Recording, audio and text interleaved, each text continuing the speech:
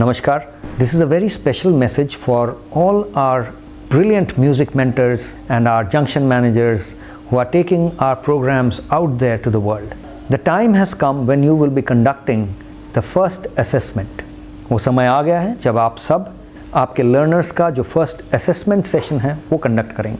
तो कुछ चंद बातें हैं जो आपको ध्यान में रखना है. You must keep this in mind. So you should be well prepared before conducting the assessment. The assessment is a very formal thing. ये कोई मजाक नहीं है, ये कोई informal चीज़ नहीं है. So you must understand that the assessment needs to be conducted in a very structured manner. Structured का मतलब क्या होता है? Before you start the assessment, आपके पास maybe 25 या 30 questions का question bank होना चाहिए.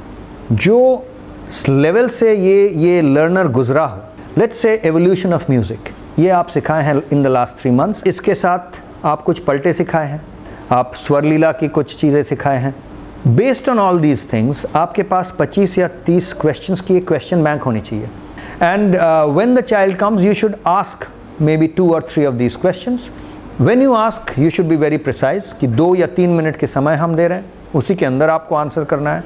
तो जो आंसर कर रहा है वो कुछ भी बोल रहा है ऐसा नहीं चलेगा. They have to be able to answer in a clear, concise manner. इसके बेसिस पे उसका आंसर कैसा रहा, उसके बेसिस पे you are supposed to make their assessment or give them marks. अगर आप पलटे गाने बोले हैं तो स्पेसिफिक आप 2 मिनट की टाइम दे रहे हैं, उनको उतना ही चांस मिल रहा है. And with in that time however they perform, you are giving them marks.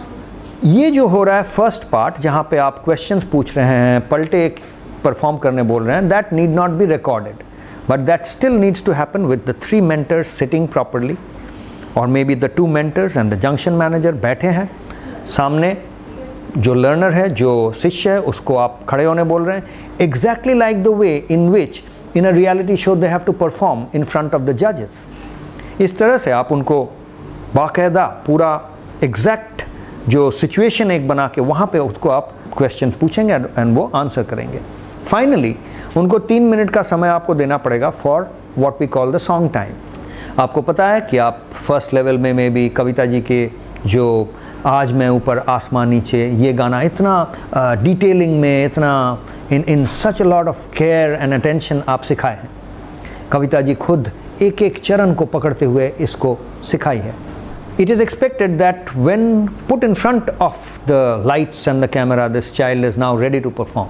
क्योंकि इतना दिन तो कह रहे थे कि यही एक ही गाना 3 महीना से आप सिखा रहे हैं, कुछ नया क्यों नहीं देते हैं, बोर हो जा रहे हैं. आज पता चलेगा कि ये जो एक गाना को 3 महीना से सिखाया गया है, इसका साधना हुआ है कि नहीं. क्योंकि अगर 10 गाना सिखा देते तो एक भी नहीं कर पाते. आज एक सिखाए हैं तो कम से कम जब टाइम आया वो एक को तो ये परफेक्टली गाए. अब कविता जी के जैसा तो नहीं गा पाएगा, पर अपने कैपेसिटी के अनुसार वो बेस्ट परफॉर्मेंस अभी दे. इसके लिए वो तैयार हुआ है कि नहीं, यही देखना है. सो आप कैमरा ऑन करेंगे, बोलेंगे एक्शन, तो वो स्टार्ट करेगा. 3 मिनट बाद कट बोलेंगे, कैमरा ऑफ हो जाएगा.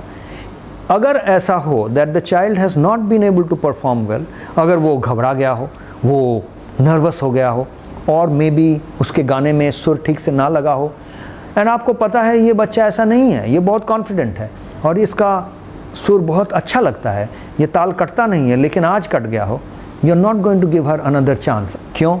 ये समझना बहुत इंपॉर्टेंट है. Because if you allow another chance, then you have deprived the child the facility of what we call तप. साधना के साथ एक वर्ड जुड़ता है, हम लोग हमेशा कहते हैं तपस्या. तपस्या का शॉर्ट फॉर्म है तप. तप मतलब तपाना. आप देखते हैं एक हुंडी को कोई स्कल्प्टर बनाता है, कोई पॉटर बनाता है, तो उसको आग में तपाता है. ये जो तपने से तभी कोई चीज़ तैयार होता है. एंड आप अगर किसी को तपने नहीं देंगे तो वो तैयार नहीं होगा, वो वैसा कि वैसा रह जाएगा. तो ये जो परफॉर्मेंस है, और ये परफॉर्मेंस में अगर वो परफेक्ट नहीं कर पाया, अगर वो अपने हिसाब से या आपके हिसाब से या दुनिया के हिसाब से वो अच्छा नहीं किया, अगला 3 महीना जब तक कि नहीं उसको नेक्स्ट चांस मिले तब तक वो तपेगा. एंड ये तप उसको तैयार करेगा. Because for the next 3 months this child, this learner will think, ओहो मेरा चांस मिला था तब मैं ये कर गया, मैं नर्वस हो गया. And so they will prepare. Next time 3 महीने के बाद जब आप यही असेसमेंट फिर से नेक्स्ट सॉन्ग टाइम के, अब सलीम जी के गाने सीखे हुए हैं, तब आप देखेंगे उसका परफॉर्मेंस बेटर होगा. अगर ना हुआ तो अगला 3 महीना फिर से तपेगा, फिर से लेंगे, पर आप उनको डिप्राइव नहीं करेंगे। You can not be lenient and let them, allow them to get away, क्योंकि if you do that then उससे उसका ही हानि होगा। आपको समझना है that when you are in the business of education, आप एक मेंटर हैं, आप एक गुरु हैं, आप एक शिक्षक हैं, आप शिक्षा दे रहे हैं, आप जिसको तैयार कर रहे हैं उसको ज़िंदगी के लिए तैयार कर रहे हैं, एग्ज़ाम्स के लिए नहीं, उसको कोई ऐसे ही आर्टिफिशियल कोई स्टेज में परफॉर्म करने के लिए नहीं, बल्कि ज़िंदगी के हर मुकाम के लिए उसको तैयार कर रहे हैं। एंड ज़िंदगी में चांस एक ही बार आता है, जब आता है उस समय उसको परफॉर्म करना चाहिए। Be clear that we are preparing them for life and life doesn't give you too many chances. एक ही बार मौका मिलता है, उस समय आपको उस मुकाम पे खरा उतरना है। तो that is the importance of this assessment session, and I hope all of you will understand this and make sure that it is done with the right spirit and in the right manner.